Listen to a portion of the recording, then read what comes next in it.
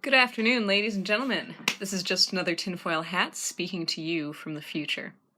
In Tomorrow's Yesterday, we will be discussing just what it is the Mothman actually is. So, the Mothman, given the recent sightings in Chicago, it's a pretty relevant topic. The Mothman, as it's known today, was first sighted in Point Pleasant in November of 1966. The sightings continued through December of 1967. The Mothman was sighted by, I believe, well over 100 people, and it's one of the best documented cases of paranormal phenomenon that's really ever been. This is really due to the fact that John Keel was pretty much the resident researcher at the time, and his book, The Mothman Prophecies, is definitely the word on the subject. So, what was the Mothman? Is the Mothman ever shall be the Mothman? Well, as far as the accounts at Point Pleasant are concerned, the figure cited was typically between 5 to 10 feet tall, bipedal, completely black, and headless. Beyond the complete lack of a head, the thing also had no discernible face except for two bright red eyes that were situated in, I guess, what you would consider the shoulders to be.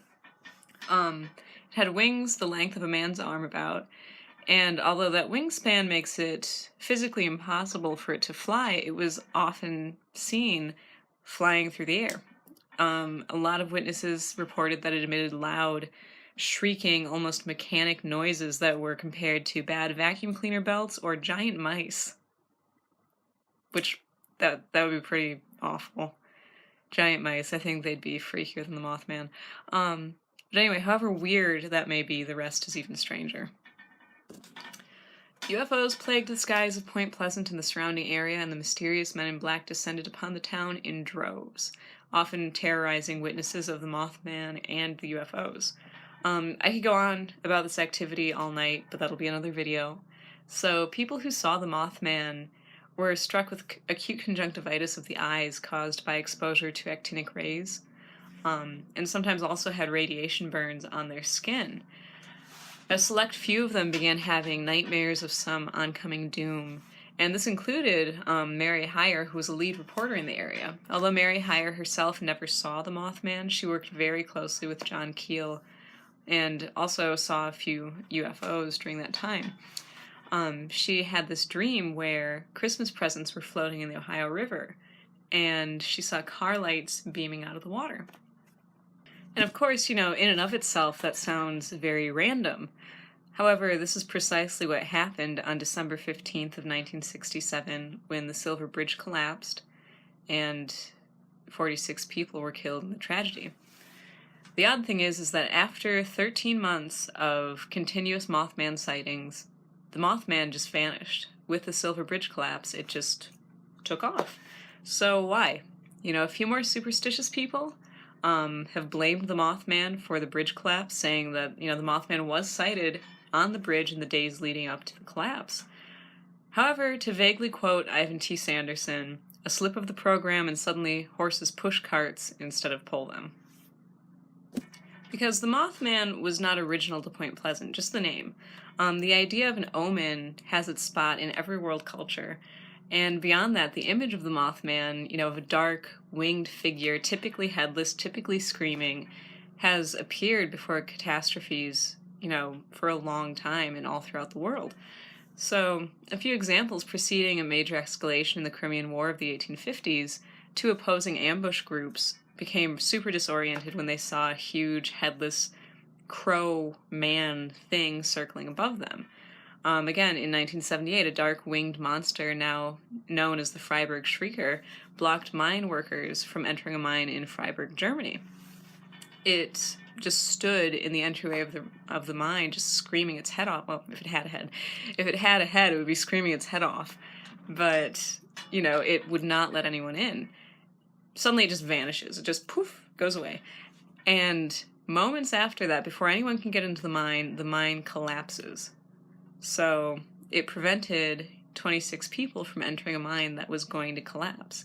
The odd thing about this is that then out of the 26 people who saw the Freiburg Shrieker, many of them later died in very bizarre ways. Like, some of them devoted their lives to trying to understand truth and died just poor and destitute, and some of them had major psychotic episodes after the fact, which is really weird. But even before the Chernobyl disaster of 1986, residents claimed that they were seeing this giant black bird that's now come to be known as the Black Bird of Chernobyl in the weeks leading up to the nuclear explosion. And even the firefighters and, the people that came in to deal with the meltdown reported seeing this huge shadowy figure kind of flying through the smoke and the flames, which, super weird. So, like so many things, what does it all mean? I'll tell you what I think it means with the use of a massive segue. The idea of precognition of future events is not as loopy as it sounds. So the future is undecided, just made up of electrons spinning and spinning and spinning. And the only thing that ever forces them to decide on where they quit spinning is observation. And recent studies show that the observer is more conscious of this, or more conscious in this decision, than we previously thought. The Global Consciousness Project shows how random number generators can be affected by human consciousness activity.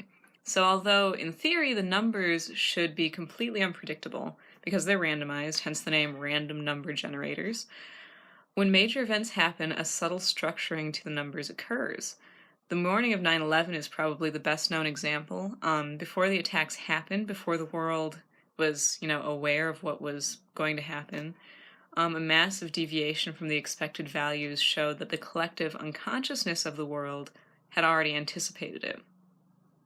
So if mankind has this latent ability to, quote unquote, see the future, why don't we use it?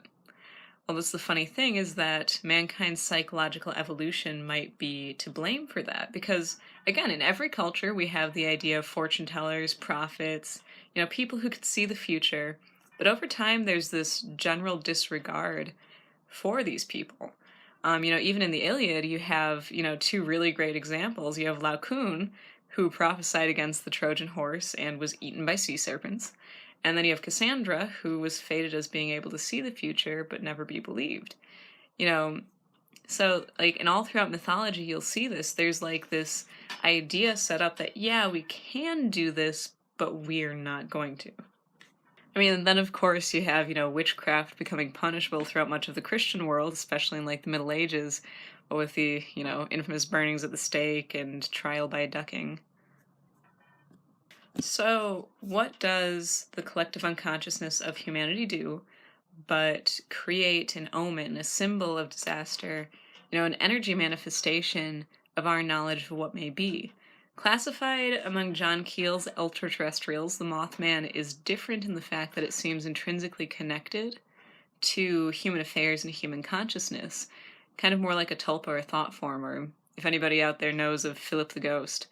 However, it still exists outside of what we consider reality, of what we consider this plane of existence. It kind of exists more as a projection through this world than a form within it. This also accounts for how it exists at all. Without a nose or mouth. And also, too, it accounts for how it can fly when physically it is impossible for something that stands at 10 feet tall with a wingspan of then 10 feet to be able to fly. That's physically impossible. It's also physically impossible for something to take off from the ground without, doing anything like this thing is supposed to have done. It just kind of floats through as a projection. So if it is, an energetic projection, kind of ball lightning with a mission maybe, that would also account for the actinic radiation that people were exposed to and are constantly exposed to when they see the Mothman. So, here's the idea then. It's a projection from our collective unconsciousness of disaster, of omens. But then, here's the weird thing, is that things like Mothman have been seen without any attendant disaster. And I am looking at you, Flatwoods. Yeah, so Flatwoods, I think the Enfield horror could even be related to the Mothman, potentially. Even in Van Meter, Iowa in 1903, there was a rash of sightings of a Mothman-like creature, seen over the course, I believe, of about 5 days. and cited by a lot of different members of the community, and it's been well over 100 years and no tragedy has happened, knock on wood. For more information on that, you should check out the Van Meter Visitor, A True and Mysterious Encounter with the Unknown by Chad Lewis, Noah Voss, and Kevin Lee Nelson. But yeah, no, so there are sightings of Mothman-like creatures all the time, and a lot of them are very well documented, but no tragedy follows. However, my vote is that the future is never really decided until it's here, and so, maybe there was like a probable outcome of tragedy that just didn't occur. If you look deeper into Keel's work, you'll find several accounts of that. It's on record that he was even warned of Martin Luther King Jr.'s assassination, before it happened. However, the date that he believed it was going to happen was a few months off. So in conclusion, no. Mothman did not have something against the Silver Bridge. It's just that Mothman, in and of its nature, is a failed siren screaming warnings that we can't understand until it's too late. And then it just flies off to its own frequency, watching and waiting.